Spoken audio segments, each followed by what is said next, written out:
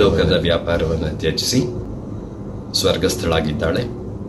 ಕಳೆದ 2 ವರ್ಷಗಳಿಂದ ನಾನು ಮತ್ತು ಅವಳು ಇಬ್ಬರೂ ಅವಳ 4ನೆಯ ಹಂತದಲ್ಲಿದ್ದ ಶ್ವಾಸಕೋಶದ ಕ್ಯಾನ್ಸರ್ನನ್ನು ಸೆಣಸ್ತಾ ಇದ್ವಿ. ಈ ಹೋರಾಟದಲ್ಲಿ ಇವತ್ತು ಇಬ್ಬರು ಸೋತಿದ್ದೇವೆ.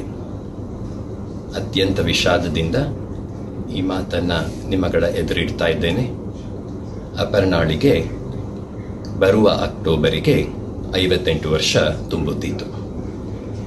ಎಲ್ಲರ ಪ್ರೀತಿ ಸಹಕಾರ ಒಡನಿರಲಿ ಅಂತ ಕೋರ್ತಾ ನನ್ನೆರಡು ಮಾತುಗಳನ್ನ ನಿಲ್ಲಿಸ್ತೇನೆ.